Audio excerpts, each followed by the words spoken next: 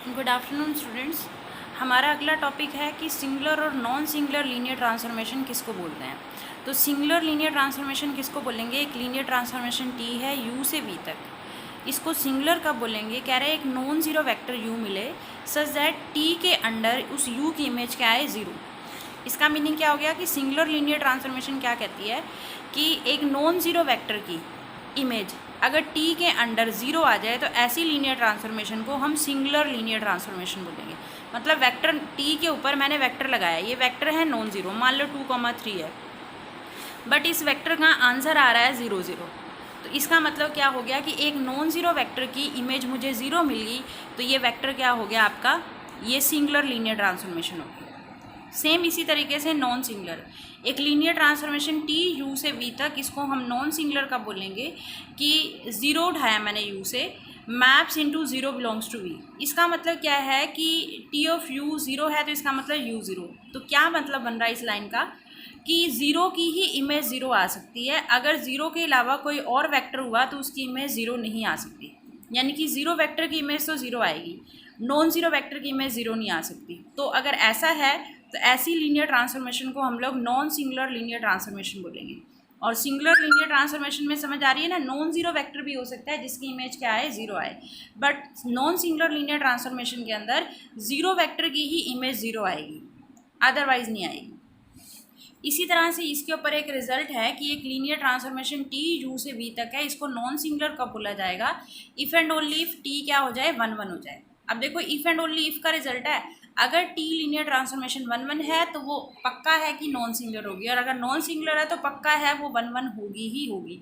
1, 1 का मीनिंग याद है ना? डिफरेंट एलिमेंट की डिफरेंट इमेज, ठीक है? डिफरेंट एलिमेंट की डिफरेंट इमेज, यानी दो एलिमेंट की सेम इमेज नहीं आ सकती। तो एक लीनियर ट्रांसफॉर्मेशन टी यू से वी तक है, ये नॉन सिंगुलर होगी कब? अगर वो 1, 1 हो। 1, 1 है तो नॉन सिंगुलर। इसी तरीके से एक और रिजल्ट है, ये रिजल्ट आपने ध्यान रखना है। एक और रिजल्ट है, एक non linear transformation, non singular linear transformation है जो कैरी करती है लीनियरली इंडिपेंडेंट वेक्टर्स को लीनियरली इंडिपेंडेंट वेक्टर में। मतलब अगर एक लीनियर ट्रांसफॉर्मेशन नॉन सिंगुलर है तो लीनियरली इंडिपेंडेंट को लीनियरली इंडिपेंडेंट पे मैप करेगी, और लीनियरली डिपेंडेंट, ये मैंने डिपेंडेंट ब्रैकेट में इसलिए लिखा है, मतलब लीनियरली डिपेंडेंट को लीनियरली डिपेंडेंट पे मैप करेगी। यानी लीनियर ट्रांसफॉर्मेशन नॉन सिंगुलर है तो वो इंडिपेंडेंट वेक्टर को, वेक्टर्स के सेट को इंडिपेंडेंट पे ही मैप करेगी और डिपेंडेंट वालों को डिपेंडेंट पे ही मैप करेगी। ये रिजल्ट बन गया। इसी तरह से एक और रिजल्ट है, एक लीनियर ट्रांसफॉर्मेशन है वो नॉन सिंगुलर है कब? If and only if T carries linearly independent vectors of U onto linearly independent vectors of V. एक लीनियर ट्रांसफॉर्मेशन टी है वो नॉन सिंगुलर होगी कब होगी? अगर टी कैरी करती है linearly independent vectors of U, U के जो लीनियरली इंडिपेंडेंट वेक्टर्स हैं onto linearly independent vectors of V. ये भी एक रिजल्ट है, यानी कि नॉन सिंगुलर है तो ये भी होगा कि यू के अंदर जो लीनियरली इंडिपेंडेंट वेक्टर है उनकी इमेज वी के अंदर भी लीनियरली इंडिपेंडेंट ही होगी और ऑन टू। तो ये रिजल्ट याद रखना है। तो ये कुछ हमारी दो डेफिनेशंस की हैं हमने और कुछ रिजल्ट्स किए हैं किसके ऊपर? सिंगुलर और नॉन सिंगुलर लीनियर ट्रांसफॉर्मेशन के ऊपर। अब इसके ऊपर हम कुछ एग्जांपल्स करते हैं जहाँ पे आपको चेक करना होगा कि आपको एक मैपिंग दे रखी है, वो मैपिंग आपकी सिंगुलर है या नॉन सिंगुलर है। तो जैसे मैंने टी एक मैपिंग दे रखी है, एक एग्जाम्पल लिया इसका R2 से R3 तक। टी के ऊपर मैंने क्या लगाया? x, y लगाया, और ये आंसर क्या आ रहा है? x + y, x - y, y, ये आ रहा है। तो ये जो ट्रांसफॉर्मेशन है ना मेरी, तो इसको मुझे क्या दिखाना है? ये क्या है? Non singular. चेक करना है मुझे कि ये ट्रांसफॉर्मेशन कैसी है? Non singular. ये चेक करना है, मतलब टू चेक क्या करना है आपने कि ये नॉन सिंगुलर है। अभी हमने किया था ना, नॉन सिंगुलर लीनियर ट्रांसफॉर्मेशन क्या कहती है कि अगर टी के ऊपर कोई एलिमेंट लगा के उसकी इमेज ज़ीरो आ रही है तो यू भी क्या होगा आपका? ज़ीरो ही होगा। देखो बच्चों, हमें चेक करना है कि ये जो टी R2 से R3 तक है ये नॉन सिंगुलर है या नहीं है। तो अभी हमने नॉन सिंगुलर की डेफिनेशन की थी ना कि अगर टी ऑफ यू ज़ीरो है तो इस अंदर वाले वेक्टर यू को ज़ीरो होना पड़ेगा। यानी कि जब मुझे नॉन सिंगुलर चेक करना है तो मैं ऐसे चेक करके दिखाऊंगी कि अगर टी ऑफ यू ज़ीरो है तो यू ज़ीरो ही हो जाएगा। तो अब मैंने क्या लिया? टी ऑफ यू लिया, अगर ये ज़ीरो है, ठीक है, टी के ऊपर ये कोई वेक्टर लगाया, यू ले लिया मैंने, यू के दो कंपोनेंट ले लिया x, y, क्योंकि ये कहाँ से आ रहा है? R2 से आ रहा है, ये मैंने खुद लेट किया। अब टी के ऊपर मैंने इसकी इमेज क्या मान ली? टी के ऊपर मैंने इसकी इमेज मान ली 0। अब देखो रूल क्या है, टी के ऊपर ये वेक्टर लगाते हैं तो आंसर क्या आना चाहिए, x plus y comma x minus y comma y equal to 0 0 0। अब इनको कंपेयर करो, x plus y equal to 0, x minus y equal to 0, y equal to 0। अब ये देखो y 0 है, y की वैल्यू 0 रख दो तो x की वैल्यू भी 0 आ गई। तो इसका मतलब क्या हुआ, u वेक्टर के मैं दो कंपोनेंट लेके चली थी x कोमा वाई, तो अब ये x की वैल्यू भी 0 आ गई, y की वैल्यू भी 0 आ गई। तो इसका मतलब क्या हो गया, u वेक्टर ही 0 हो गया पूरा का पूरा हमारा। तो हमने क्या किया, t ऑफ u 0 लेके चले, तो दिस इम्प्लाइज इफ है ना देन, तो u ही 0 आ गया। तो इसका मीनिंग क्या हो गया, ये हमारा नॉन सिंगुलर हो गया। यही थी ना नॉन सिंगुलर की डेफिनेशन, तो हमने इसको क्या प्रूव कर दिया, ये देखो नॉन सिंगुलर की डेफिनेशन की थी ना हमने, तो हमने इसको क्या प्रूव करके दिखा दिया, नॉन सिंगुलर प्रूव करके दिखा दिया। ठीक है, एक और करते हैं एग्जांपल, आपको और अच्छे से क्लियर हो जाएगा। एक टी मैपिंग दे रखी है R4 से लेके R3 तक। ठीक है, टी के ऊपर x comma y comma z comma T लगाते हैं तो आंसर क्या आ जाता है, 2x comma y comma z plus T comma 0, ये आंसर आ जाता है। अब मुझे चेक करना है ये कैसी ट्रांसफॉर्मेशन है, इज सिंगुलर लीनियर ट्रांसफॉर्मेशन, मुझे ये चेक करना है। अब आपको याद है ना, सिंगुलर लीनियर ट्रांसफॉर्मेशन का मतलब था कि कोई अगर हम नॉन ज़ीरो वेक्टर उठाएं और उसकी इमेज अगर 0 आ जाए तो वो क्या होती है, सिंगुलर। तो अब हम क्या करेंगे, डोमेन से कोई एक एलिमेंट लेके चलेंगे। मान लो मैंने डोमेन से u ले लिया, अब डोमेन R4 से लिया तो ऑब्वियस उसके 4 कंपोनेंट होंगे, तो इसके x y z t ले लिए मैंने कंपोनेंट। ये कहाँ से लिया मैंने, R4 से लिया। अब t के ऊपर u लगाते हैं तो आंसर क्या आएगा, 0 लेके चलना है ना मुझे। अब देखो कोडोमेन का काम कर रहा है R3, तो मुझे यहाँ पे 3 कंपोनेंट लेने पड़ेंगे। ये R4 से था इसलिए 4 कंपोनेंट लिए, तो ये हम लेके चलेंगे t ऑफ u 0। अब मेरा u अगर 0 आ गया तो ये नॉन सिंगुलर होगी, बट मुझे प्रूफ करके दिखाना है ये नॉन सिंगुलर नहीं सिंगुलर है, तो u 0 नहीं आना चाहिए। अब पहले मैंने u की वैल्यू रखी, सबसे पहला काम तो यही किया। अब उसके बाद यहाँ पे मैंने क्या लिखा, इसका आंसर क्या रूल है हमारा, 2x हो जाता है, फिर ये y, फिर z प्लस टी और फिर ये 0 हो जाता है। अब कंपेयर करो, 2x इज इक्वल टू 0 तो x क्या आ गया, 0। ऐसे कंपेयर करो, y इक्वल टू 0,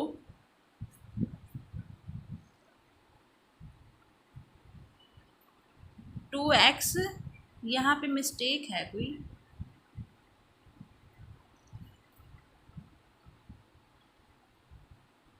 क्योंकि यहाँ पे R3 तक जाना है हमने, ये मिस्टेक लिख रखी है, ये नहीं होगा। ये उन्होंने क्वेश्चन में यानी कि बुक में मिस्टेक लिखी है, ये नहीं हो सकता क्योंकि ये हमारा आंसर तो R3 में जाना चाहिए, R4 थोड़ा ना ये। तो y इज इक्वल टू 0, तो z प्लस टी को इक्वल टू 0 रखूँ।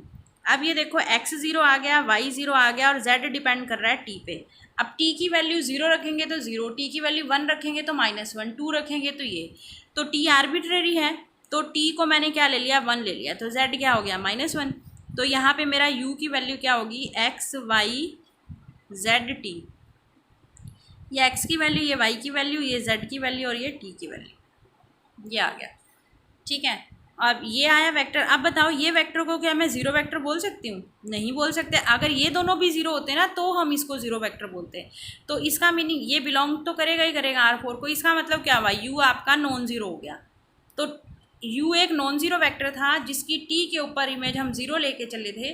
तो ऐसी कंडीशन किस में की थी हमने, ऐसी कंडीशन हमने की थी सिंगुलर में। तो इसका मतलब t जो है हमारी कैसी लीनियर ट्रांसफॉर्मेशन होगी, सिंगुलर लीनियर ट्रांसफॉर्मेशन होगी। ये बन गया हमारा। तो हमारी t कैसी ट्रांसफॉर्मेशन बन गई यहाँ से, सिंगुलर लीनियर ट्रांसफॉर्मेशन। क्लियर। तो ये सिंगुलर लीनियर ट्रांसफॉर्मेशन का एक एग्जांपल है।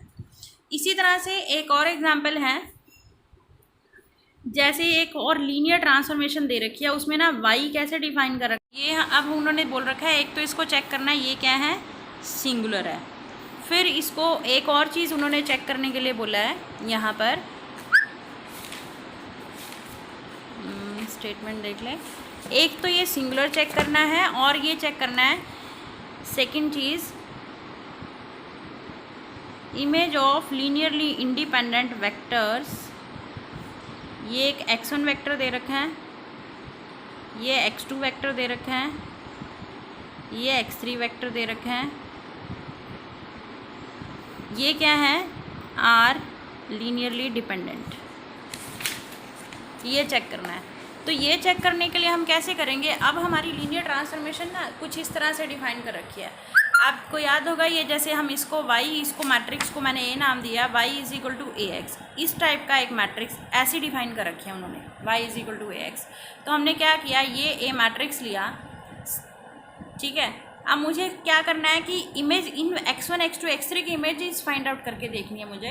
तो इसकी इमेजेस कैसे करेंगे, हमें देखो y क्या दे रखा है, y is equal to A X दे रखा है। तो x की जगह पहले x1 रख देंगे, फिर x2 रख देंगे, फिर x3, ऐसे इमेजेस आ देंगी। पहले चेक करने के लिए बोला है उसने सिंगुलर, तो सिंगुलर पहले हम a का डिटर्मिनेंट निकाल के देख लेते हैं। जो इस a का डिटर्मिनेंट आएगा ना, तो अगर a सिंगुलर हुआ तो ये लीनियर ट्रांसफॉर्मेशन भी सिंगुलर, अगर a नॉन सिंगुलर हुआ तो लीनियर ट्रांसफॉर्मेशन भी आपकी क्या होगी, नॉन सिंगुलर होगी। तो मैंने क्या किया, पहले इस a का डिटर्मिनेंट चेक किया, पहले मैंने इस a का डिटर्मिनेंट चेक कर रखा है। तो इस a का डिटर्मिनेंट कैसे चेक किया, इसको एक्सपैंड कर लिया। जब आप इसको एक्सपैंड करोगे ये बन जाएगा -1 5 2 10 +2 और वो 0 ही है। तो ये सारा सॉल्व करोगे ना कैलकुलेट करके, क्योंकि देखो ये 12 आया, ये भी 12 आया, ये क्या आ गया, 0 आ गया। 0 का मतलब क्या हुआ, this implies A is singular. याद है ना डेफिनेशन, ये तो 12th में कर रखी है, किसी भी मैट्रिक्स को सिंगुलर और नॉन सिंगुलर कब बोलते हैं, अगर उसका डिटर्मिनेंट 0 है या उसका डिटर्मिनेंट नॉट इक्वल टू 0 है। अब इसका डिटर्मिनेंट 0 आ गया तो ये सिंगुलर होगी लीनियर ट्रांसफॉर्मेशन, ठीक है। लीनियर ये मैट्रिक्स सिंगुलर का मतलब लीनियर ट्रांसफॉर्मेशन भी सिंगुलर है। तो फर्स्ट पार्ट कंप्लीट हो गया। अब सेकंड पार्ट में उसने इमेजेस पूछी हैं, तो y is equal to A x है ना, तो आप क्या करो, a की जगह तो ये मैट्रिक्स ही लिखो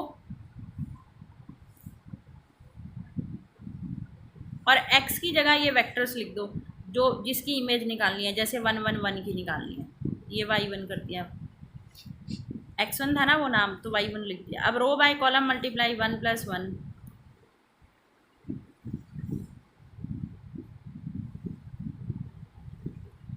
2 5 और 1 6, 5 और 3 8 में से 2 गए 6, तो ये y1 पहले पार्ट का आंसर आ गया। फिर ऐसे ही सेकंड पार्ट का answer y2 is equal to A x2, 1 1 0 2 3 1 -2 3 5 x2 vector की वैल्यू दे रखी थी हमें 2 1 2। फिर से रो बाय कॉलम मल्टीप्लाई करो,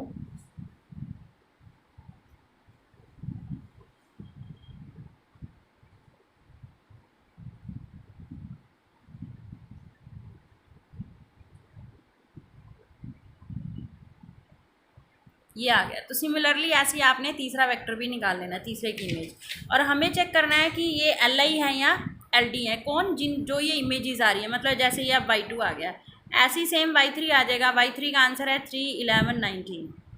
अब मुझे चेक करना है ये जो y1 y2 y3 यानी ये जो इमेजेस का सेट बन गया, मुझे इस सेट को चेक करना है कि क्या ये सेट मेरा एल आई है या फिर एल डी है। तो एल आई या एल डी चेक करना है। तो एल आई और एल डी देखो हम कैसे चेक कर रहे हैं इस सेट को। सुनने में गलती रह गई मेरे।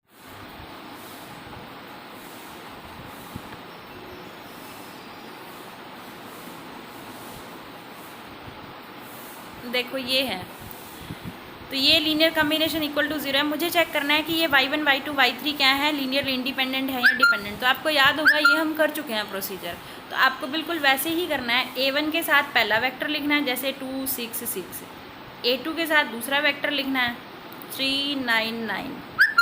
a3 के साथ तीसरा वेक्टर लिखना है 3 11 19 और ये इक्वल टू 0। तो आपको क्या करना है, बस इसको सॉल्व करके जो 3 इक्वेशन बनेंगे आपको उनसे a1 a2 a3 की वैल्यू कैलकुलेट करनी है। अगर a1 a2 a3 तीनों की वैल्यू आपकी 0 आ गई तो फिर ये क्या हो जाएगा, li हो जाएगा। और अगर किसी एक की भी वैल्यू नॉट इक्वल टू 0 आ तो हमें क्या चेक करना है, ये li है या ld। तो li देखो, li के लिए तो ये सारे अगर 0 आ गए तो li बन जाएंगे। और अगर एक भी मान लो a1 नॉट इक्वल टू 0 आता है और a2 और a3 0 आ जाता है, यानी इनमें से एक भी नॉन 0 आ गया ना, कोई एक भी, तो ये क्या बन जाएंगे, ld। और हमें यही चेक करना है कि ये लीनियरली डिपेंडेंट है या इंडिपेंडेंट है। तो ये लीनियरली डिपेंडेंट आएंगे आपके, ठीक है। तो ये टॉपिक के आपने क्वेश्चंस करने हैं, फिर इसके बाद हम नेक्स्ट टॉपिक स्टार्ट करेंगे इन्वर्टिबल लीनियर ट्रांसफॉर्मेशन। अभी हमने सिंगुलर और नॉन सिंगुलर सीखा है, फिर सीखेंगे कि इन्वर्टिबल लीनियर ट्रांसफॉर्मेशन कौन सी होती है।